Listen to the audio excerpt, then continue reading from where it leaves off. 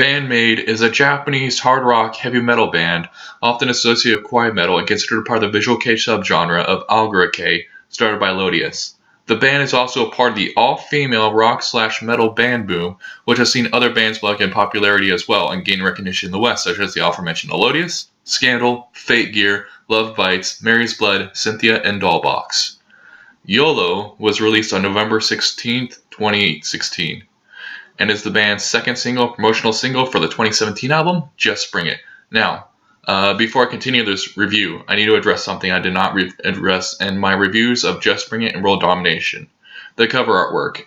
It's something I completely forgot to address, and in hindsight, it was actually a good thing I forgot about addressing those in those videos, because those videos would have been a lot longer than they needed to, and plus, since this video would have been really short with me just reviewing the single, especially since this video is going to be a lot shorter than the other videos I'll do on their singles, which for a reason which I'll get into after explaining my thoughts on the artwork. And also I should mention, this in no way will change my rating of the albums, okay? And keep in mind, this is all my personal analyzation. This is not the official word of the band, so yeah, so first up I'll analyze Just Bring It. The artwork of Just Bring It is contrast to the album's title, like how the band's submissive maid outfits and on-stage persona contrast with their aggressive sound. The artwork looks to be drawn in a very much traditional Japanese style, sort of like those photos from the 1500s to 1800s sort of thing. Keep in mind, I'm not the best source for that information, as art is not exactly my field, but it's something that's worth talking about. With any music, it's definitely, cover art. The artwork has a pink-like moon in the background, sort of like a blood moon. There are two maids sitting at a table during the blood moon, one with a black dress and the other wearing a white one, and has a red rose on the top of her headpiece. There's a blue flower at the table they're dining at, and there's smoke coming behind the flower. I'm not sure what the source of the smoke is coming from, but I do hope that those maids were sitting in a smoke-free zone. Anyways, the table they're sitting at is pink too, and the maids appear to be the same person, with one representing the light and the other representing the dark of the same person. However, rather than ripping apart each other, the light, or blasting the dark to Kingdom to Come, they appear to be talking to each other as if they're friends or acquaintances. Like a theme of you can't have positive without negative. You can't experience love and happiness without feeling anger and sadness. And you don't know what's good without knowing what's bad is. A little more info on the blood moon here. The blood moon was actually in Chinese culture believed to be a foreshadowing of disease and famine, like a bad omen.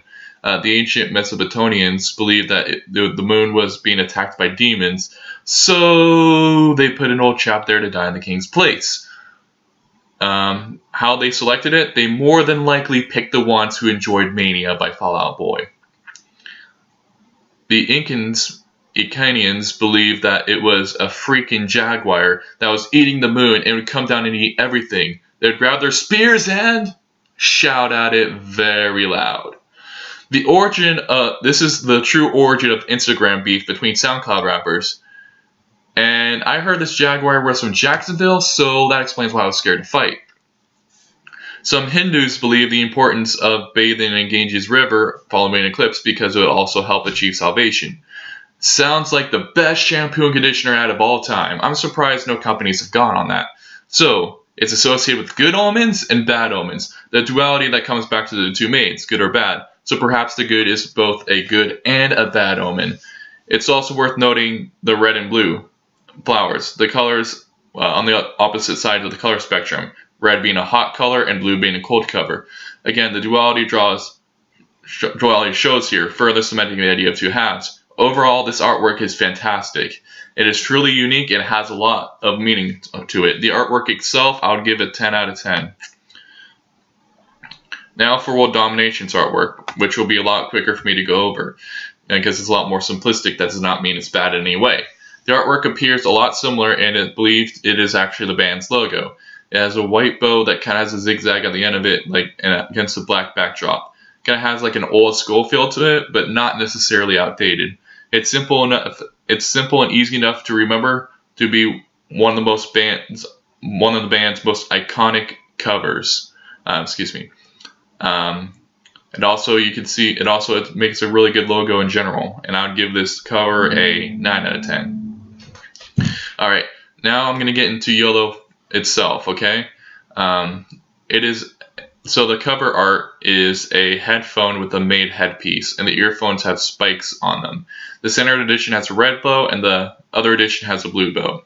Again, showing the contrast I mentioned earlier when I was talking about Just Bring It, but I think this is more based on the band's identity. Gentle but rough, submissive but aggressive. Now for the review. I will not be talking about the single itself, Yolo, for I've already talked about that in my review, and no, it is not a Suicide Silence cover. As weird and as awesome that song would be in Band-maid style. Oh, I can totally see someone asking a friend to play the Band-maid song and then they play the Suicide Silence song by mistake and vice versa. Man, I don't know why I find that funny. Anyways, there is not really any difference between the single version and the original. Also, the final track's an instrumental version of Yolo, so I will not be going over that. Though, if you want to have a great means of doing karaoke to do with Band-maid, go ahead. So go promote Band-maid at your bars to all those drunk moms. Rather, I would be talking about the B-sides on Yolo. But not just Yolo, the Just Bring It era. And I'll be giving my thoughts on and grade the tracks individual and not be reviewing the single as a whole. What is a B-side, you ask? Well, they are extra songs on the single that are not the single itself, or there are those extra tracks on those deluxe editions of albums. However, not all B-sides go to obscurity. Sometimes B-sides can lose their status as a B-side by being a part of the studio album without being an extra track, and sometimes B-sides can be a more well-known song or a fan favorite to the band than the single itself, to the point of being a light staple sometimes. The former being a case of Headache Man by the Gazette from their Distress and Coma single, though it did lose its single status when it became a track on the album Dim, which was the album I'll be sure to review in the future. So here are my thoughts on the two B-sides of Yolo. The first song is called Unfair Game, and honestly I can see why this song is a B-side, because I like the sound of the drums being prioritized in the mix, however, that sound does not fit in with the sound of Just Bring It. And as for the song itself, obviously I mentioned earlier that I like the drums, and I also really like the solo in this song. Saki has a nice vocal flow in the choruses, and although some of the really small detail at the beginning, I love like that gasp of like suddenly waking up or startled at the start of the song. Although the song does have a very underwhelming and forgettable chorus, again, which is what most people would expect from a B-side. The meaning of the song from the lyrics appears to be an argument where one person insists that everything is fine but isn't. The other person's kind of living in like the fantasy bubble. That's my personal interpretation of it. The song for me is a 6.5 out of 10. The second song is Matchless Gum. It opens with a nice feedback and catchy riff. Kanami and Miku's riffs have a nice flow to them. The chorus is nice. Not catchy, but it's okay. Not every chorus needs to be catchy. It's a strong chorus. And who knows, I might think the song is catchy if I actually knew how to speak Japanese. There is a vocal effect here, which is a part of the song. However, unlike the autotune on Cross, it works really well here. The song has a fast guitar solo for Kanami. Sorry. I'm probably making all of you angry by keep on pronouncing their names wrong. The lyrics appear to be about simply being madly in love with someone. Honestly, I would have preferred this song and Just Bring It over Cross. However, Cross is not a bad song by any means. If you want to hear my thoughts on that song, watch my Just Bring It review. And I will give Matchless Gum an 8 out of 10. Alrighty. Now that was my review. Thank you for watching. What'd you think of the songs on Yolo? Let me know in the comments below. And then also, what do you want me to review? It does not necessarily have to be a Band-maid album, and it does not necessarily have to be Japanese music. If you leave a suggestion, I'll be sure to at least look into it. And as always, I will be replying, and I hope you all have an amazing day.